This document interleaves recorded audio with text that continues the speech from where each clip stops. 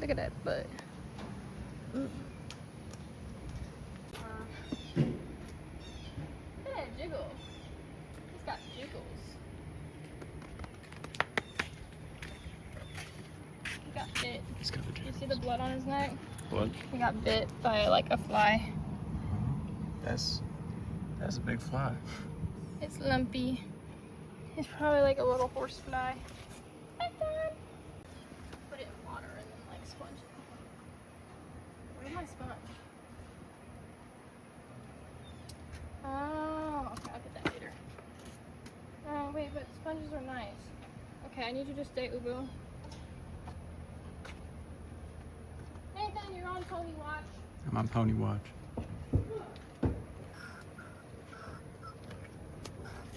I'm watching you.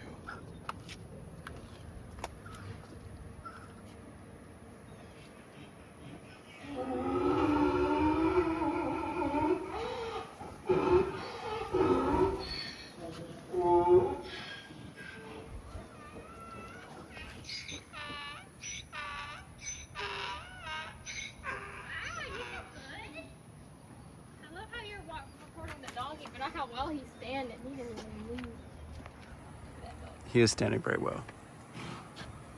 He did so good. Hello and welcome to or back to another video. I've got another update for you guys today, and it's another transformation video of sorts. It's not like one big satisfying before and after or before and now transformation video, but trying to fit all the different things Kota and I have done over the past couple years into one big video. The video just ended up being way too long, and breaking it up over the course of several videos in terms of our transformation allows me to go into details about Kota's training and the way he used to be, the way he is now, etc. So this is just what I plan on doing, just little videos, multiple videos. That way I can get you guys caught up to date as to what's been going on the past couple of years. Today we're focusing on Kota's bathing transformation. If you guys have been here previously and have seen my video on the way Kota used to be with water, you would know that he was terrified of water and that he did not do well for bathing when I first tried to bathe him from coming home from the boarding facility that he was previously at, that we know was not very kind to him. Like I said, if you've been on this channel before and you've seen any of my previous videos, you've kind of seen how Kota behaves in general, and that our communication was quite tense and he was quite anxious. Just none of our sessions were overly calm with each other, I would say. I don't know, I've not really looked back at my old videos because I just don't really want to watch them at the moment, but in this video you should notice quite a big change of demeanor in Kota, and really a change in both of our communications, and that it's just so much calmer than it used to be. There's way less tension, and this was recorded about 5 to 6 months ago, so you can imagine how much better he is and I am from when this video is recorded to currently. A couple years ago when I first brought Kota home, I tried to bathe him because I felt his skin could use a good wash, and his reaction to bathing him was quite shocking and a bit disturbing. I had bathed him when I first got him and did not have this kind of reaction at all. It was clear when I first got him that he didn't really care for being bathed. Like, he was just unfocused. He's constantly, you know, moving around on the wash rack that I had him on, and he was like just walking through me, walking all over me, and just didn't care that I was there. He just was not interested in what I was doing. But this was a lot different. Like, yeah. I didn't sign over this. Ah, it tickles! It tickles! It tickles! Down you. I'm very ticklish.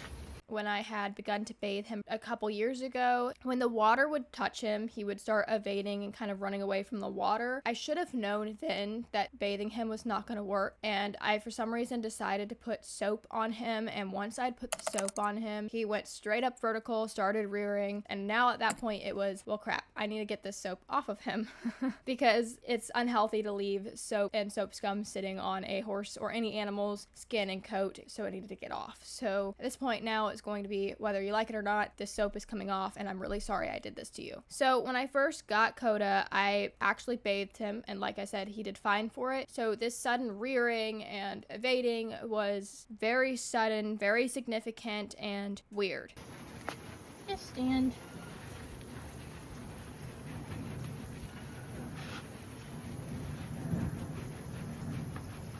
Ah! Ah!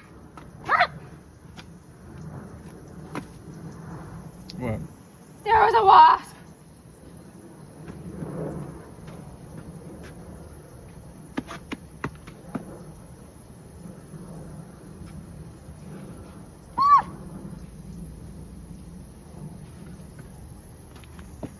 Where did it go? Did I put it in the sponge? Nathan, it's gone.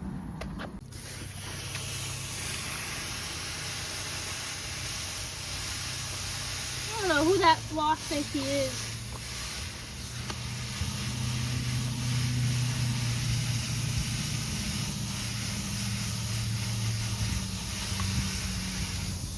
Is that it? Woo! Are you dead? Ah!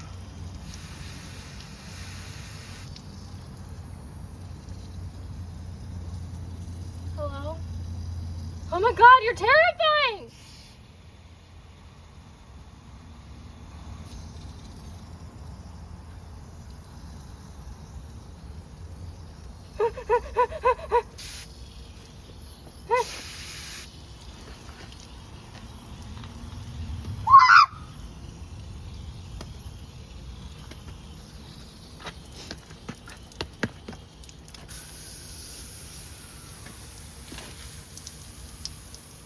This is the crack. He hated the hose. I would try to even hose him off on hot days to cool him down, and he just would not stand for it. He wanted absolutely nothing to do with it. It was quite dangerous, and I didn't really know how to address this situation, and it actually took him getting so hot in the summer that he laid down because he was just too hot, didn't feel like standing, and I had to drag buckets of water and the hose out to him, basically force it upon him. There, you got no choice. You got to cool down. You're too hot. And I think that day he realized when I did that I was not out to hurt him with the water. He was able to be hosed and rinsed from there on out with no complaints, no fear, and he was quite okay with it.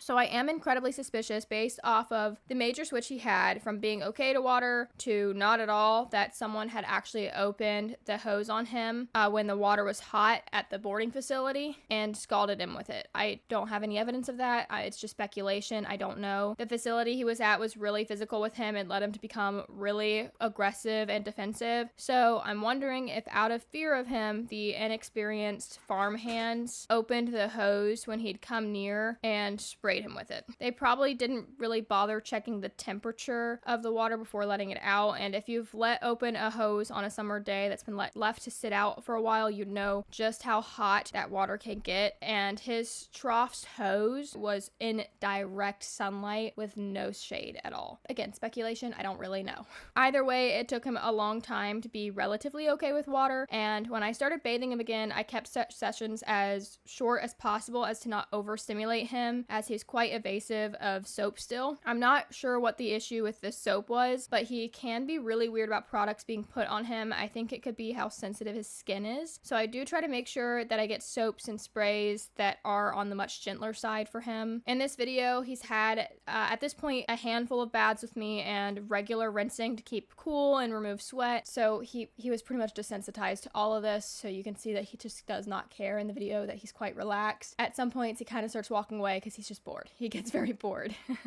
I do think soaps were no longer a big deal because of how much time I've spent exposing him to new things on his body. I find using prep words with him, mine are "you ready?" and a higher pitched tone, allows for him to adjust and expect something new and unfamiliar or potentially uncomfortable. I don't just like completely blindside him with something unfamiliar. I let him know it's coming. This has really helped build trust in our relationship, and I feel allowing him to begin mentally prepping himself for something stressful. I don't know how exactly a horse would mentally prep itself, but I'd assume it's similar to us as people. You know, an expectation of something unfamiliar happening can allow us to keep more relaxed and begin loosening tension in our bodies and have less of a dramatic response than, say, if something sudden happened, we'd be quite startled and potentially have a more extreme reaction to whatever it was that happened. So prep words, I use them for Koda. It seems to work for us. During this bath, it ended up pouring down rain. Koda became a little restless, but not so much, I don't think, from being bothered by the rain as just being ready to be done with the bath. He really benefits from having something to fidget with and engage with. Otherwise, he gets quite bored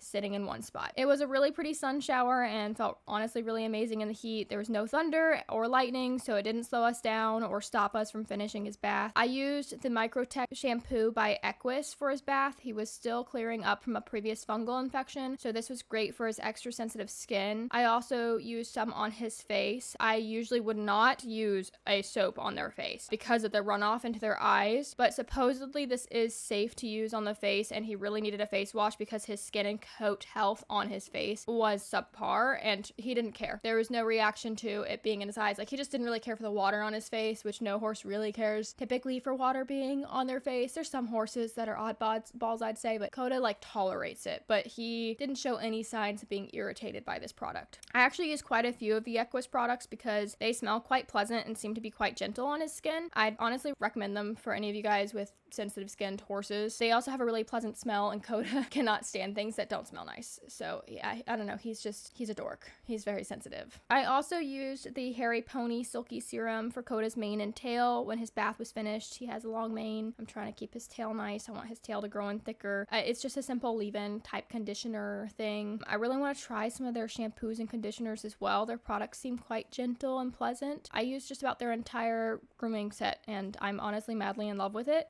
Now I just need a horse that loves grooming sessions, because Kota does not. He just doesn't care. He's good for like a couple minutes of grooming, and then he's ready to move on with his day. So to me, it's a justifiable excuse to get another horse, you know, just another horse that really likes to stand around and be groomed for ages on end. Anyways, I feel like those of you who've seen Kota and myself in the past would be quite happy to see how easy and how quiet he was for this bath, but especially how relaxed he was. I had no treats or anything to reward him with during this, so thankfully he's well trained to my voice to know when he is doing really well, and verbal reward honestly seems to be more exciting to him than food. He likes to know he's doing the right thing. I don't just say no. A lot of people just say no to their horse without really big rewards for their horse when they've done right, and I focus on doing big rewards for him. This entire bath, I was telling him that he was doing perfectly. I do wish I had footage from how he used to respond to the hose and soap, just so you guys could see the stark difference in his behavior, but I have none. However, next video I will actually have some before and now footage of his handling in ways I really don't look forward to that video, because having to rewatch how I used to work with him is just going to make me want to shove my head in a toilet. I should honestly be happy though, because my embarrassment just lets me know how much I've grown, and that should be exciting